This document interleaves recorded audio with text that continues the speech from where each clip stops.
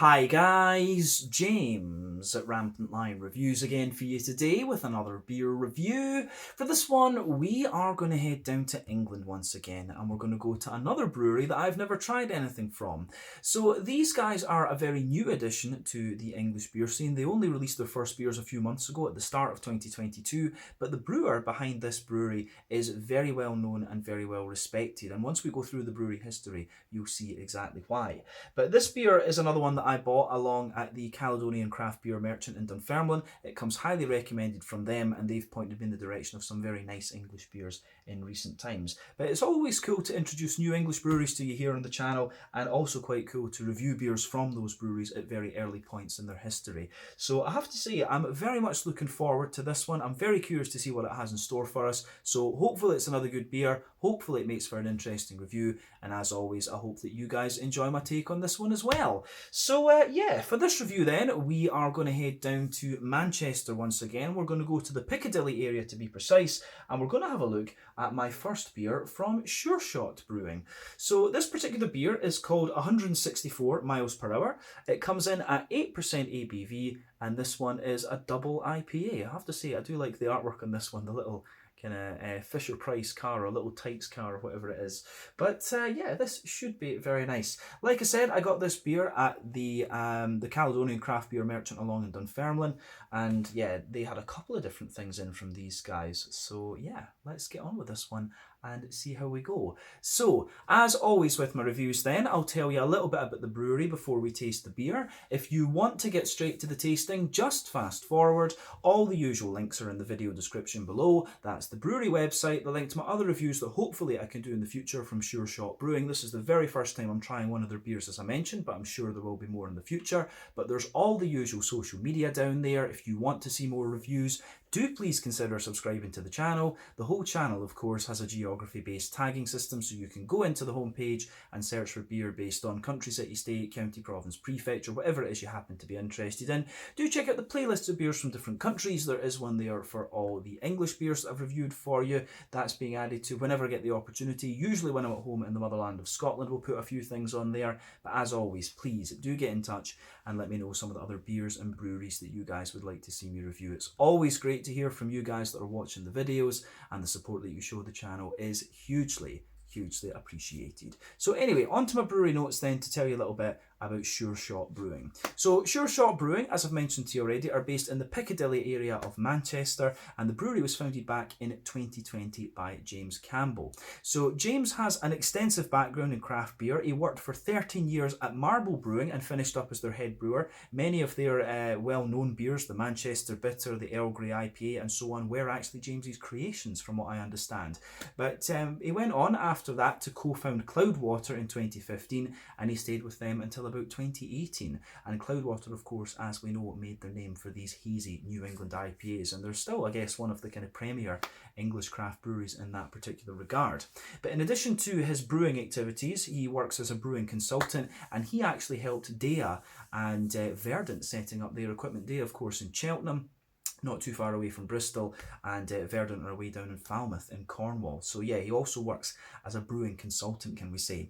But the name Sureshot is taken from the Beastie Boys song. He is a big fan of them, and these guys are based in the old Track Brewing archway on Sheffield Street, right next to Piccadilly Station in Manchester. They were apparently using the original Track Brewing equipment as well, but I'm not sure if that is still the case. But they released their first beers this year in February of 2022. But as of May 2022, when I'm filming this review for you, according to Untappd, they've released in the region of 20 different beers, and there are a few different varieties in there, but there seem to be quite a few different types of IPAs. But yeah, very new brewery.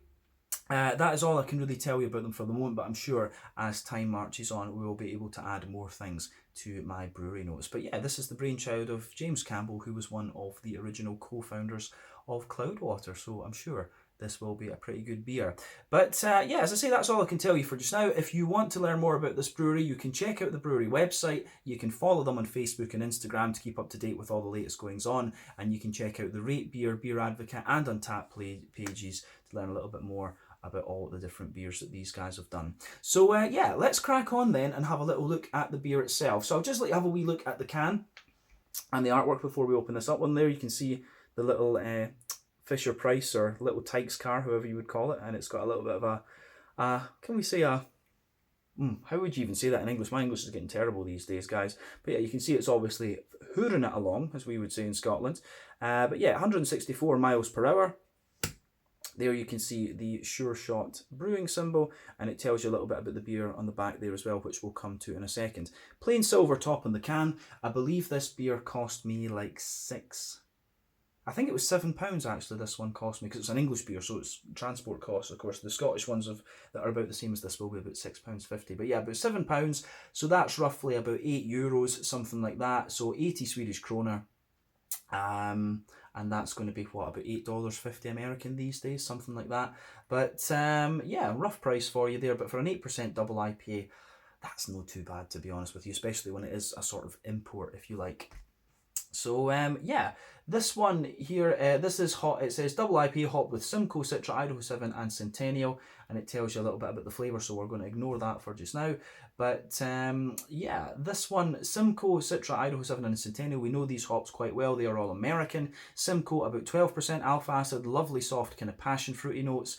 Citra, 14% alpha acid, big juicy mangoes, but also a big lemony limey character. Idaho 7 gives you it gives you a bit of mango, but it can also give you these very soft apricot, dry tropical fruits, but also a bit of pineapple. And Centennial, that is about 12% alpha acid, if memory serves me correctly, and that's a big lemony zesty beast. I've not seen Centennial in an IPA for quite a wee while actually, so hopefully it's making a comeback. Centennial was always quite nice actually, especially in West Coasters, but not had it too often in a New England. But yeah, as I say, this is the 164 miles per hour, a double IPA at 8% ABV. I'm not sure what the significance of the 164 miles per hour is. It didn't say anything about that on the Untappd page or on the website or anything.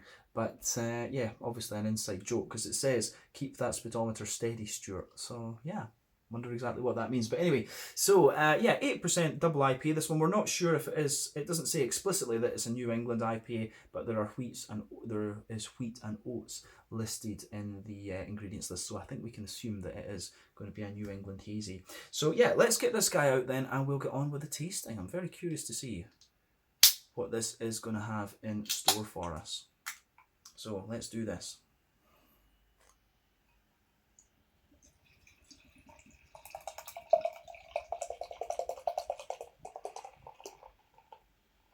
Ooh, this looks good. This does look very nice.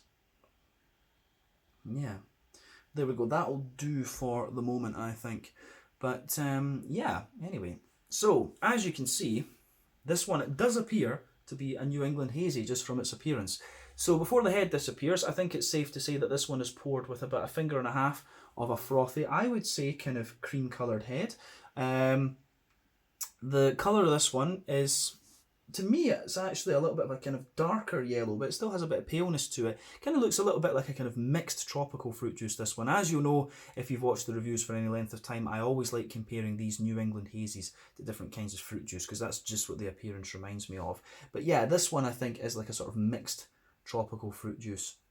A little bit of grapefruit, a little bit of mango and all of this kind of thing. So remember, the colour of your beer depends on 1, the type of malt that you use. This goes a long way to determining your EBC rating. 2, the length of your wort boil is also going to play a role, because the longer you boil the wort, the more the sugars caramelise, and thus you get a darker colour of beer. Any barrel aging that you do or any adjuncts that you put in will also affect the colour of the beer. But you don't really have to care about those particular variables when it comes to the New England IPAs. It's very uncommon for you to have to care about that. But yeah, in terms of what you'd expect, it does look the part. Not too much in the way of visible carbonation, just 1 or 2 little bubbles around the bottom, but you always get that, and you can see 1 or 2 kind of going up toward the bottom of the head there. The head is fading away at the moment, as you can see. The level of haze on this one, though, is pretty impressive. I mean, this is one of the soupier and gloopier New England IPAs that I've come across in recent times. So I would say that this beer, for me, this beer for me is quite, it is definitely superior and gloopier. So remember, the level of haze in these beers depends on the oat content, the wheat depends on the oat content, the wheat content, and the yeast to a certain degree as well. There's not really a rule about, the higher you go up the alcohol scale, the more hazy the beer should be. It kind of varies from brewery to brewery and even recipe to recipe. So yeah, that's just how it goes. But in terms of what you would expect appearance wise from a New England hazy IPA, this one certainly does, especially 8%. It certainly does fit that quite well. So yeah, I don't think we need to say anything else about the appearance of this one. We should get on and have a little look at the aroma. So let's do this then. Oh yeah, that's really nice. First thing you're going to notice about this one, it does have that nice kind of citrusy, zesty kind of edge to it. You certainly get a little bit. You certainly get a little bit of that kind of big lemony note from the Centennial, and the citrus is also going to contribute to that as well. You also get a good bit of grassy zestiness. So the green component for me, just on first impression, you have got a good little bit of floral aromaticity to this one. You've also got a little bit of that kind of zesty grassiness in there as well. On the fruity side of things, it actually has a good bit of tropical note behind it, but I think the zestiness that this beer has kind of jumps out of the glass at you a little bit more. The malty side of things, malty side of things, a little bit of a kind of bread crusty backbone to it. It leans, to me, this one, it's got a little bit of wheaty bitiness to it. I'm not getting overly much of the oats out of the first impression, but yeah, barley malt and a bit of wheat, I think, is where this beer is leaning. But yeah, that is a basic first impression of the beer for you. Let's have a look at it a bit more in depth and describe that aroma a little bit more succinctly, can we say. So, yeah, backbone of this beer, absolutely. You get a little bit of that kind of fresh white bread crust out of this one. So yeah, that fresh white bread crust, I think that goes together very, very nicely. So fresh white bread crust. On top of that, you get the fresh kind of fluffy. You get that fresh fluffy white bread actually. So I think this one for me, as I've said to you, I think there's 6 elements you need to care about in a New England IPA. So you've got the kind of farmhousey, yeasty character, the rye leaning grainy side of things. Those are a bit more prominent in American brewed New England IPAs, whereas you also have wheaty bitiness, oaty creaminess, barley malt bread, and a bit of sweetness. And I think those 4 elements are more common in European brewed IPAs. I think most of the ones that we get over here are based on the sort of Trillium wheaty side of things and the Treehouse oaty creaminess. It's the likes of Alchemist and things that show a little bit more of the kind of rye and farmhousey type thing. And of course, you've got things though like Lawson's Finest Liquids, which actually show you really. It's almost like a less hoppy West Coast IPA in many ways, but you've got the oats and the wheat there thickening it out. So Lawson's Finest Liquids is also another brewery that you need to check out from New England. But the aroma of this one, as I say, I do get quite a wee bit of yeastiness out of this as well. But yeah, backbone of the beer, a fresh white bread, kind of hedgehog bread crust there. On top of that, you can smell that lovely fluffy white bready character. Then you've got a bit of the kind of thicker wheaty side to the beer as well. You do get a bit of wheaty bitiness at the back of the nose in this one, absolutely. And then do we get some oaty notes? Yeah, there's a wee bit of oaty smoothness in there. It's kind of interesting though. I really, just from the aroma, I think this beer leans towards that wheaty and barley malt side of things. Quite a lot of bready character to it. It doesn't smell overly kind of oaty and creamy or kind of porridgey as you can sometimes get from some of these beers, I think. The other thing is, it does actually have a little bit of sweet component to it. So for me, I am getting a little bit of that kind of Werther's Original butter candy sort of thing, but also a little bit of like a McVitie's digestive biscuity sort of thing. So maybe there's a wee bit of golden promise in this. I wouldn't be surprised about that. Could be a little bit of Maris Otter, because in fairness, you do get a wee bit more graininess out of the bread crust too, and Maris Otter is an English malt, so you never know.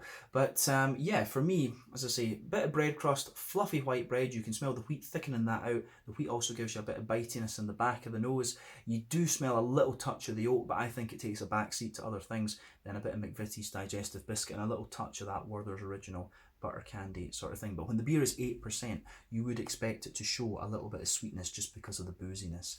Other than that, I don't think there's anything we really need to say about the malty backbone to this one in terms of the aroma. So let's go on to the hoppy side of things. So, hoppy component to this beer.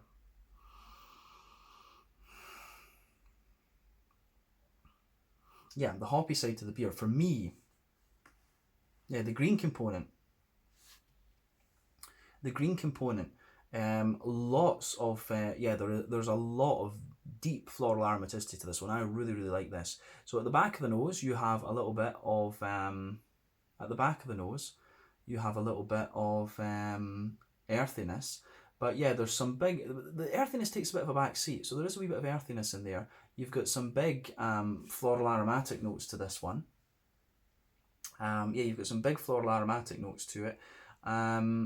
I would say that the green component in this is quite interesting. I think there might be a little bit of early edition hop in here. So remember, there are 3 different types of hopping. Early edition hop, this gives you mainly your bitterness. Those are the hops that are added within the first hour of the wort boil. You have late edition hopping, which happens in the last half hour of your wort boil. Those tend to give you mainly flavour and aroma, but a little bit of bitterness. Then you've got dry hopping, which is done after the wort boil, and this gives you mainly just flavour and aroma. So yeah, New England IPAs tend to rely on the latter 2, late and dry hopping, whereas West Coast IPAs also have early edition hops. At least the old school ones did. That's changed a wee bit now.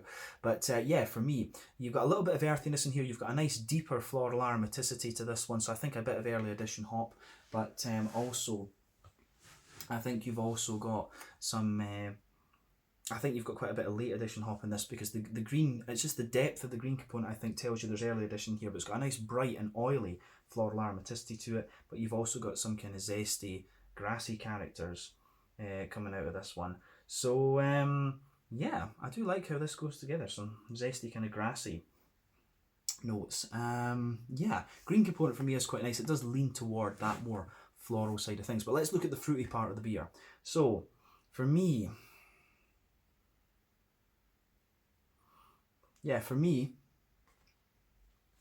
is for me, you do have a little bit of a kind of, I would say, yeah, you've got a nice little bit of a you do get a little bit of that stronger passion fruit sort of thing out of this one. So that is going to be the Citra that's giving you the kind of stronger, more grapefruity type passion fruit. But then you get the juicier one from the Simcoe as well. So yeah, absolutely, you get that slightly more pungent grapefruity sort of thing from the Citra. But then you've got the kind of lighter passion fruit, although it does have a bit of pungency to it. You can smell the Citra and the Simcoe kind of mixing together. But beyond that, I do get some of the bright mango, and that's going to be both Citra and Idaho 7 for sure. You can smell a wee bit of, you do get a little bit of that juicier pineapple as well, and a wee bit of the dry apricot, kind of papaya type thing underneath. But those I would add the thing that there's also a good bit of zesty lemon on this, and that's the Centennial. That's what you're getting with this one. It's almost a bit of a battle in this beer between the stronger grapefruit and passion fruity notes and the kind of more lemony zesty character from the Centennial, but you've got the other things, the juicy mango from the Citra, and also the kind of more soft tropical notes from the Idaho 7. Both of those are kind of both of those are playing a bit of a role here, so that's quite interesting. That is quite nice. Yeah, the way that this one goes about its business in that regard is quite interesting for sure. So yeah, the fruity side of this one is quite nice, but it's quite a pungent fruity character. So I have to say that just makes me very, very curious to try it. So yeah, let's leave it at that for the aroma. But as I always say, take a wee bit of time to ponder over the aroma of these beers before you get stuck into them. But I think it's about time that we have a taste of this then. So let's just put the rest of it into the glass. I'm going to share the rest of it with my dad anyway after I do the review, but I think it's nice to put a bit of head on it and have the full beer in the glass when you do these things. But yeah, this one is the 164 miles per hour and 8%, obviously New England Hazy Imperial Double, whatever you want to call it, IPA from Sureshot Brewing in Piccadilly in Manchester. Let's get stuck into this one. Slàinte, skål, cheers.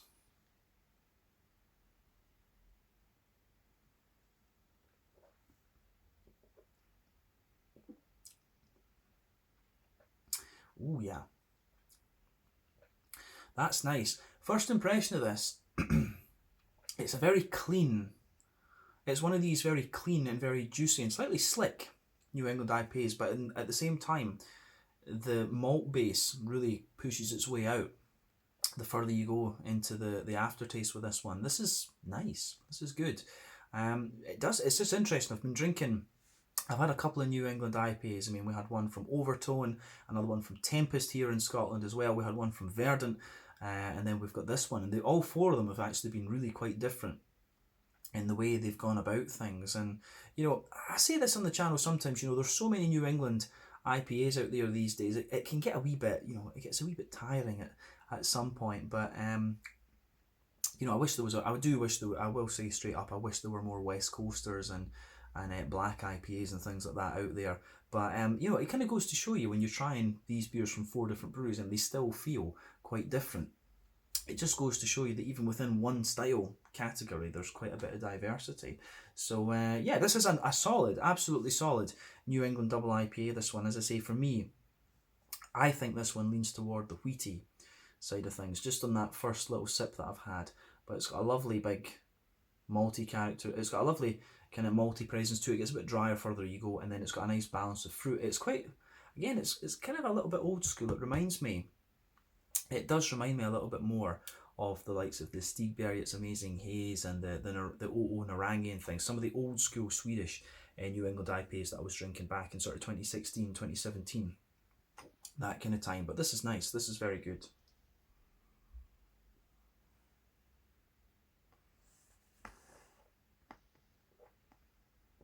So, yeah. This one then. Where do we start? Where do we start with this beer? Yeah, middle third of the palate then. So, backbone of this beer, you definitely get a little bit of that kind of fresh hedgehog bread crusty sort of thing. I do get a little bit of a kind of Jacob's cream cracker with this one. It has actually got a little bit of a dry backbone to it, which is interesting. Maybe as you push toward the kind of front half of that middle third of your palate, you could be forgiven for thinking that it's got a little bit of a... You could be forgiven for thinking it has a little bit of a kind of slightly woody character to it as well. So the backbone of this beer does actually get a little bit drier the further you go into the aftertaste, in my opinion. So yeah, backbone of a little bit of fresh hedgehog roll bread crust, a wee bit of yeah, definitely a wee bit of kind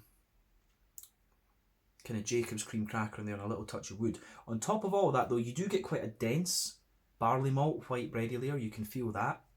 So it's not madly tall, it's not mad, but it is really quite dense and it's sitting there on top of everything else.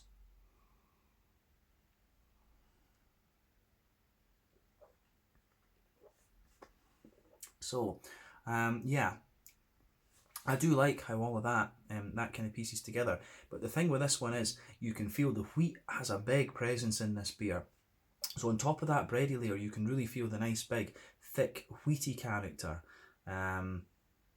The nice big thick wheaty character sitting on top of all of that, which is really good. But yeah, down the on top of the wheatiness, the wheat, I've always told you, yeah, wheat can it can add the brain is not working. It can add a little bit of spiciness to your beers sometimes, but it can also act as a very kind of smooth, like a big smoothing agent, and that's what you get in this one. It really, you can feel the wheat thickening out this beer quite a lot. I really don't find this one to be overly oaty or anything like that. I mean, on top of this wheaty layer, we'll talk about the oats now. You can feel that down the middle line of your tongue, you have this kind of thick, dense oaty layer.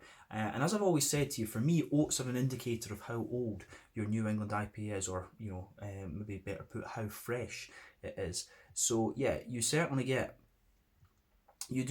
get a wee bit of, you can feel there's a bit of creaminess in the middle of the palate, but at the same time it feels quite dense, and you can feel the sort of dryness coming out of the oats a little bit more. So that tells you this beer is maybe has been in the can a couple of weeks, so you can get that. So you've got quite a dense oaty character in the very centre of your palate, but as you move out toward the edges of the palate there, you can feel the sort of oatiness drying up. There are one or two little elements of like McVitie's digestive biscuit in there, so as I say, I wouldn't be surprised if there's a wee bit of golden promise in this beer. But yeah, I think it goes together. It does go together very, very nicely, this one. So yeah, the malty side of this one is quite nice. As I say, I find this to be quite a wheaty leaning beer, but maybe the oats, the slight dryness you get out of the oats in this one are making it feel a little bit more wheaty leaning, should we say. But yeah, let's have a little look at the back third of the palate there. I think that's everything we need to say about the middle third of the palate. So border region between between middle third and back third of your palate, you get a little bit of that kind of bready build up in there, a wee bit more bread crust. But then the back third of the palate, you can feel the bread crusty side of things is a little bit more grainy. You always get this more bitter, grainy flavours come out a little bit more toward the back of the palate. So you can feel the bread crust is a little touch more grainy. On top of that, you've got that taller, slightly thicker, grainy, bready layer coming out of this one. And you also have, you know, on top of that, you do also have just a little bit of that layer, I should say, is a bit more grainy, but on top of that you get the wheat, and the wheat does feel distinctly more kind of spicy, and it does feel distinctly more sort of spicy in that back third of the palate. So yeah, I like that about this beer. But on top of all of that, you get the kind of yeasty characters coming out of this one. So let's focus on that yeasty side of the beer.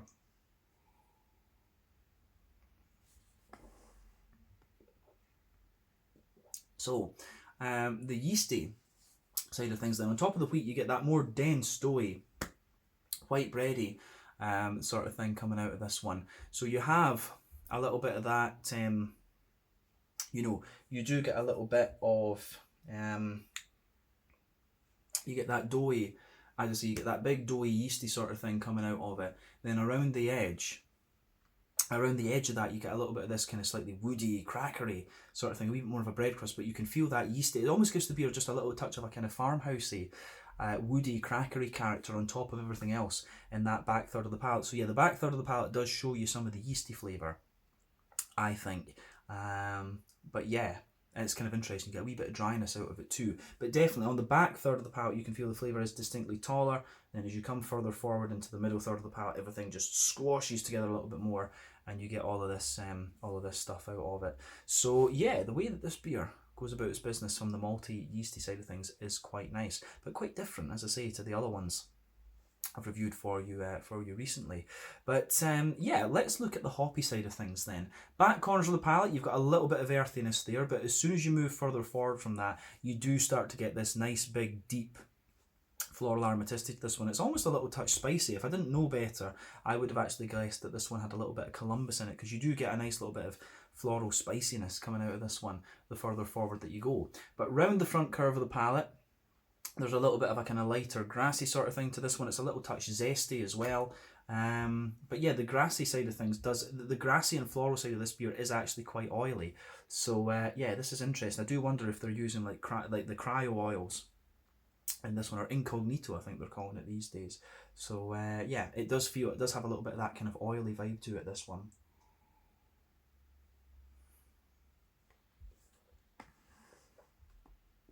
So in terms of the green component, though, definitely leaning toward the floral side of things, but good wee bit of earthiness there as well, actually. It gets more and more earthy the more that you drink of this one, I think. But yeah, let's look at the front third of the palate and the fruity side of things then. So the border region between front third and middle third of the palate, you get a little bit of bready build up in there, a wee bit of bread crust again, and then the base of that front third of the palate is distinctly, you get that nice kind of smooth bread crusty note, but then on top of that you can actually feel a little bit more of the oatiness, I think. It's got a wee bit of that smooth oaty character on the front third of the tongue, and on top of all of that you get that nice oily bubble where those juicy fruity esters just roll their way out of the beer. But I will say this one, it's actually quite similar on the fruity side of things to what I thought it was going to be from the aroma. So let's just go through this.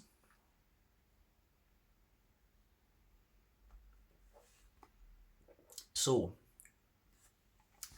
on that,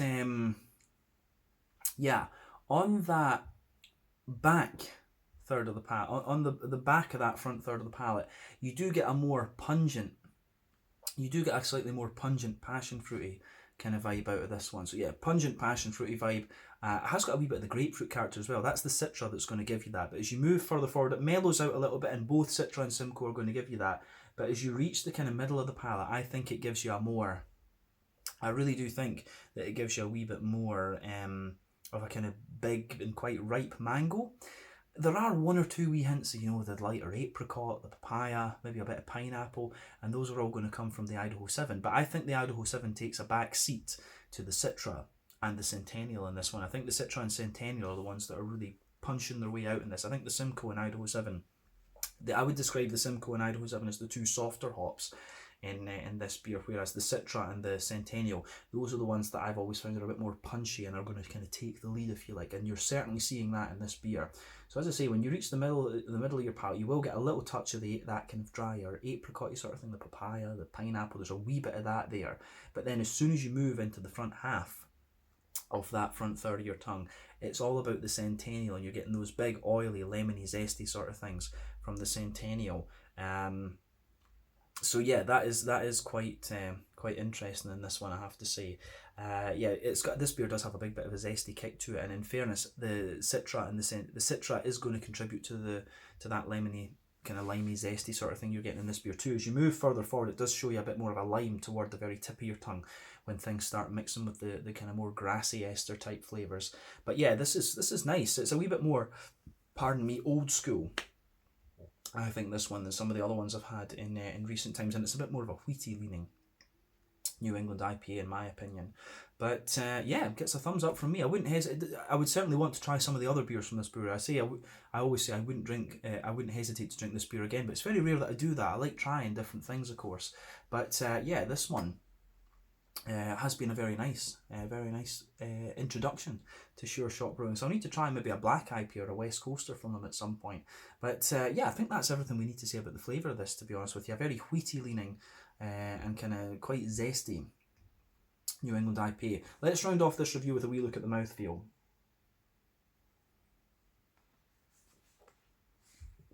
So, mouthfeel wise, this beer for me, pushing toward the top end of mid-bodied. The carbonation is quite smooth. It has got a degree of oily slickness to it, which I do like. So yeah, you've got that big oily kind of slickness in there. In terms of IBUs, I think this is a fairly standard 30, maybe 40 at a push. I'm not 100% sure exactly, but remember, IBU counts are my weakest point of beer reviewing, so always take them with a pinch of salt. As we said, the malty base has a bit of graininess to it, a bit of dryness I should say rather, but it has got a very thick wheat component, a wee bit of bitiness too, and it doesn't have that much of a sweet component for me, but the fruity side of things, it's the pungent kind of passion fruit and grapefruit and the pungency of the lemony citrus that are having a big... They're the two things that are kind of fighting it out in this beer, if we can call it that. But yeah, this has been really interesting. As I say, I've reviewed some really nice New Englands when I've been home this time, and they've all been quite different, and this one has been different from the other three we've done already. So yeah, I think we can leave it at that for this one. So this was the 164 miles per hour and 8% New England Hazy Imperial Double, whatever you want to call it, IPA from Sureshot Brewing, a new brewery of James Campbell, formerly of Cloudwater, in Piccadilly in Manchester. But we need to keep an eye out for some other beers from these guys in the future. But once again, thank you for watching my beer reviews. Until the next time, please like, subscribe, share, all the usual YouTube stuff.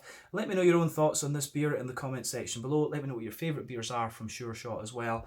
And we will no doubt return to these guys at some point in the fairly near future. But thank you again for watching. Check out my social media, and I'll see you guys again soon. Slàinte, skål, and cheers.